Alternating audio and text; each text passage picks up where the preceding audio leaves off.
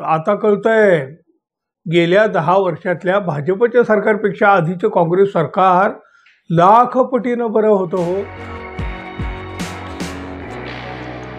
मित्र हो, नमस्कार. आपल्या देशाला अच्छे दिन आएंगे आठवत असेल तुम्हाला.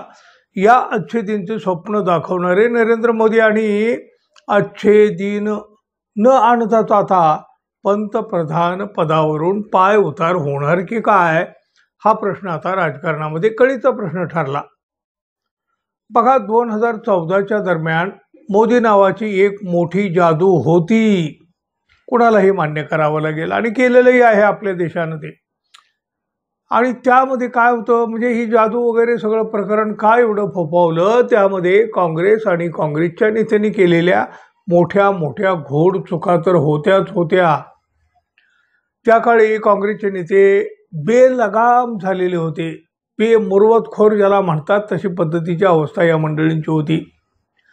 म्हणजे कसं की आमची सत्ता कुणीच हिरावून घेऊ शकत नाही असा भ्रम होता. त्या भ्रमामध्ये हे काँग्रेसची नेते मंडळी होते. लोक संतापलेले होते, कंटाळलेले होते. अर्थात आता कळतंय गेल्या 10 वर्षातल्या भाजपच्या सरकारपेक्षा आधीचं काँग्रेस सरकार लाख पटीनं बरं होतं हो.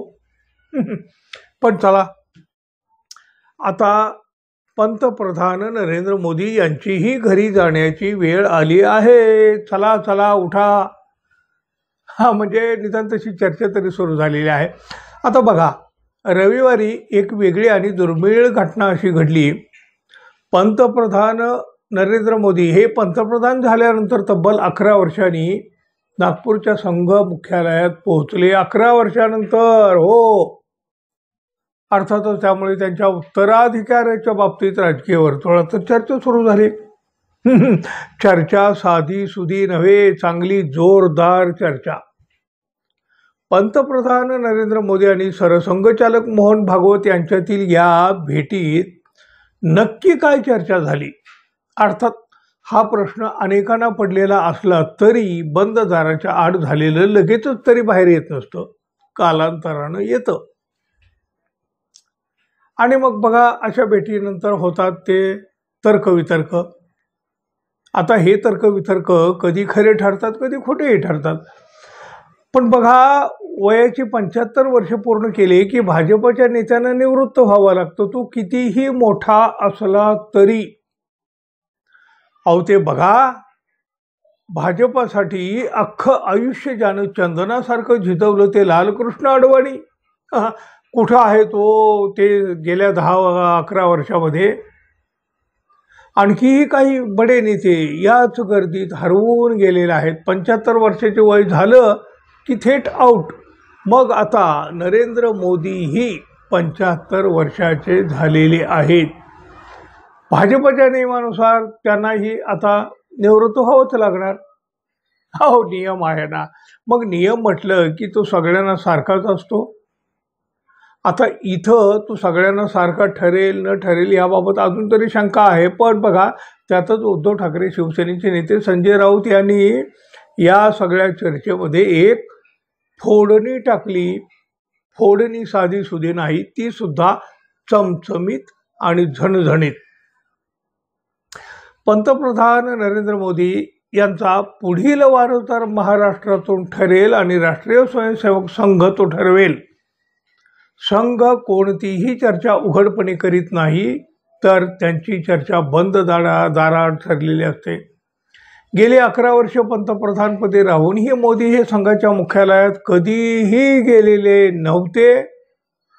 सरसंघचालक मोहन भागवत आणि संघ परिवाराला आता देशाच्या नेतृत्वात बदल हवा आहे. भाजपचा राष्ट्रीय अध्यक्षही त्यांच्याच मर्जीचा निवडायचा आहे. त्यासाठी मोदी तिथं गेलं होतं असं वक्तव्य, म्हणजे खरं तर असा दावा शिवसेने ठाकरे गटाचे खासदार संजय राऊत यांनी केला. आणि पुन्हा या चर्चेला, या शंकेला एक वेगळीच हवा मिळाली. नरेंद्र मोदी आता लवकरच जाणार आणि त्यांची जागा आता दुसराच कोणीतरी घेणार, या चर्चा सुरू झाल्या. खरं तर भारतीय जनता पक्षाच्या नियमानुसार मोदी यांनी निवृत्त व्हायलाच हवं किंवा त्यांना निवृत्त करायलाच हवं, पण भाजपचा हा नियम आता भाजपच पाळणार की मोदीसाठी स्वतः तो नियम मोडणार? अर्थात हे लवकर तुम्हाला आम्हाला पाहायला मिळणारच आहे. अशातच मुख्यमंत्री देवेंद्र फडणवीस यांनी मात्र भाजपा हा नियम मोडणार असल्याचे संकेत दिले देवेंद्र फडणवीसांनीच. हो, त्यांच्या वक्तव्यावरून तर तेच दिसतं. आता काय म्हणाले बघा देवेंद्र फडणवीस, उत्तराधिकारी शोधण्याची कुठलीही गरज नाही. 2029 मध्ये देश पुन्हा त्यांनाच पंतप्रधान म्हणून पाहण्यास इच्छुक आहे. वडील जिवंत असताना त्यांचा वारसदार शोधणं ही मुघल संस्कृती आहे आणि तसाही उत्तराधिकाऱ्याशी माझा कुठलाही संबंध नाही. कोण म्हणतं हे? देवेंद्र फडणवीस. आता बघा, फडणवीस हे जे काही म्हणतात ना त्यावर किती विश्वास ठेवायचा? अहो, त्यांना तर पंतप्रधान होण्याची म्हणजे नरेंद्र मोदी यांची जागा घेण्याची घाई झाली आहे असं गेल्या कित्येक दिवसामध्ये महाराष्ट्राच्या राजकारणात बोललं जातंय. त्याची चर्चाही सुरू आहे. ते उत्तर प्रदेशचे योगी आणि आपल्या महाराष्ट्राचे देवेंद्र फडणवीस यांच्यात तर नरेंद्र मोदी यांची जागा घेण्यासाठी अहमहविका म्हणजे ज्या स्पर्धा लागली आहे, स्पर्धा, अशा प्रकारची चर्चा आत्ता नाही, गेल्या काही काळापासूनच आहे. बाकी सगळं जरी फडणवीस बोलले असतील, पण 75 वर्षे वयाच्या नियमाबाबत मात्र फडणवीस यांनी बोलायचं टाळलेलं आहे. याचा अर्थ काय लावायचा? अहो, 2029लाही म्हणे नरेंद्र मोदीच पंतप्रधान होणार इति देवेंद्र फडणवीस. मग वयाचा नियम हा फक्त जुन्या आणि निष्ठावंत नेत्यांना टच्चू देण्यासाठीच होता की काय? याचे उत्तर देणार कोण? मित्रांनो, तुम्ही जरूर सांगा. आजवर भाजपा राबवत असलेला नियम मोदी यांच्याबाबतही लागू करणार का? जरूर सांगा. आणि आपण अजून आपल्या चॅनलला सबस्क्राईब केलं नसेल तर कृपया सबस्क्राईब करावं ही अपेक्षा आहे. धन्यवाद. पुन्हा भेटू. तोपर्यंत नमस्कार.